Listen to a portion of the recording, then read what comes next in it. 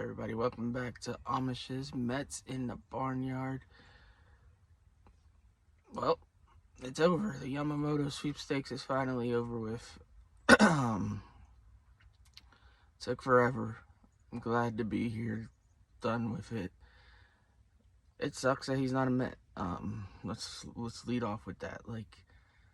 Legitimately, it sucks. I honestly thought we had a good shot.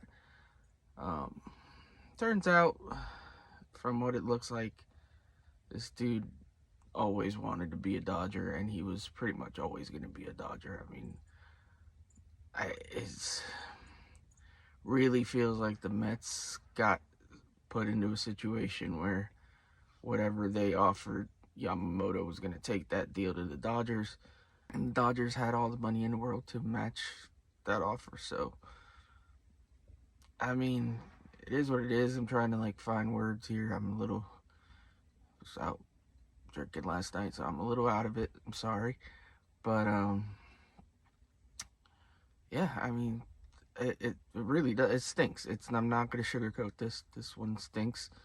This was definitely Mets plan A. There's no doubt about that. But I'm not ready to pack it in and call it an off season.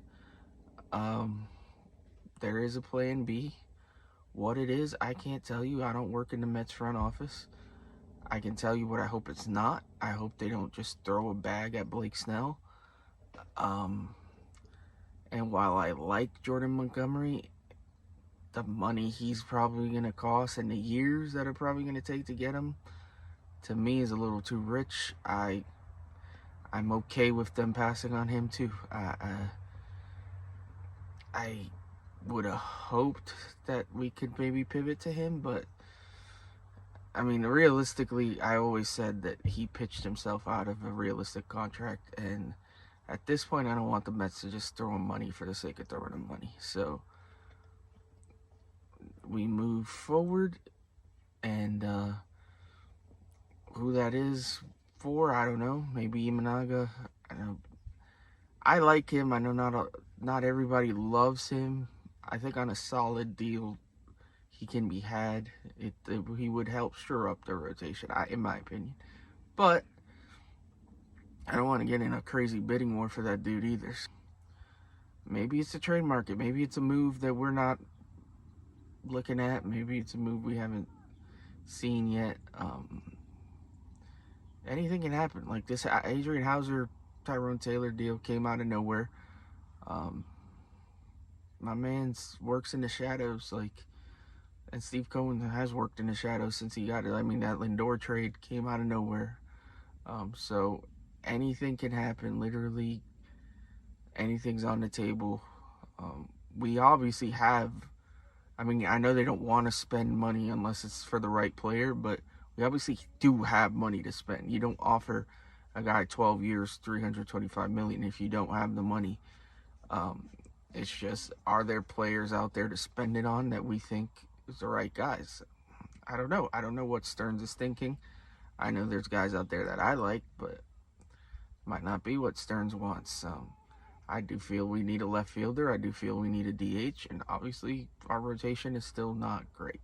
So the bullpen, I like what he's done with the bullpen. I know some people are laughing at it and think it's us just signing a bunch of retreads, but I think that could work out in our favor. Whether we still go get an eighth inning guy, I still think we will, but we'll see.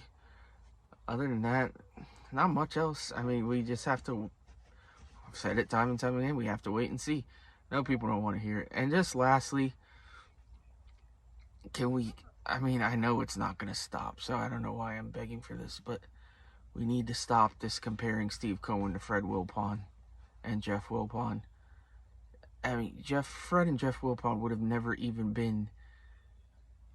He would have been talking about meaningful games in September and how we're getting David Peterson back in July and how we believe in Luis Severino.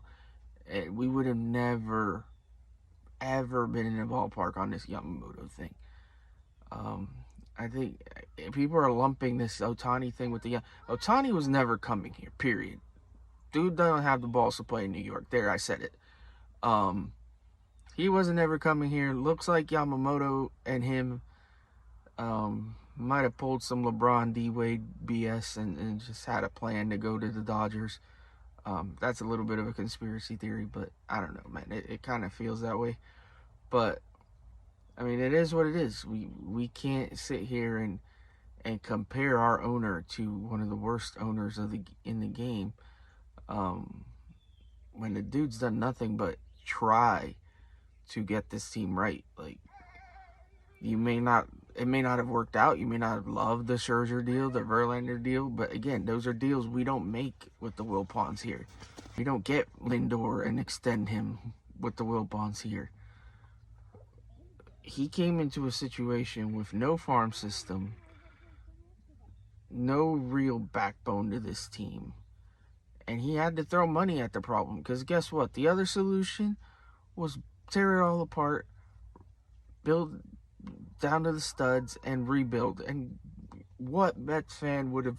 I mean, this fan base can't handle losing out on a star free agent. We're going to handle starting from scratch. And I know, like, we got the crazy Mets fans that think that that's what we're doing now. That's not what we're doing now. We are being smart in how we build for the future. You have to find a way to pivot. And the Mets pivoted last year when we paid to build a farm system. Steve Cohen shelled out millions and millions of dollars for guys that are not playing for this baseball team just to be able to get the farm system back in shape. Fred Wilpon would have never done this. Like, I just don't understand how people don't see that. It drives me crazy. Like, no, losing Yamamoto isn't a good thing. Yes, it sucks. No, it's not Fred Wilpon. It's not Steve Cohen's fault. It's not David Stearns' fault. We're like killing David Stearns. He's been on the job for like 2 months. Like, give me a break, people. I don't blame people for not wanting to play here, really. Like, this fan base is ridiculous. Like, what is crying over every little thing? It's like, chill out. It'll be all right. And if, like I said, if we don't go out and get anybody else and they've been telling us we're going to compete and this is all we got, then yeah, I'll be upset. But I still think we're going to go out there and try to build the best team possible. Is that going to be a 100-win team? Probably not. I mean, we're going to be, I would say, in the mid-80s, low 90s if things break right. And if things go wrong again, then we might be a 70-something win team. It's all on the table, but I don't think we're going to go out there with the roster we have now and the rotation we have now. We're going to build this. It's going to happen. It just takes time. The offseason isn't over. There's still plenty of fish out in the sea. Not the big fish everybody wanted. I tried to explain to people we weren't going to get all the big fish. I thought we'd get one. It didn't happen. But you can still build a roster, a contending roster, with the right pickups, the right moves here and there. So I know it's not what a lot of people want to hear. I know get yelled at, blah, blah, blah. And again, with this Wilpon crap, you want to be upset about the deal, fine. But to throw our owner under the bus and talk crap about it's ridiculous. Like, the dude did what he could. It didn't happen. At the end of the day, Yamamoto wanted to go out and play and show his shadow. Good for him. Have fun. Good luck. Sorry for going a little long. Just wanted to make sure I got my thoughts out there. Hope everybody has a great day, has a great weekend. Don't forget, Interstate Mets Report with Keith from Shea & Sons is on tonight at 9 p.m.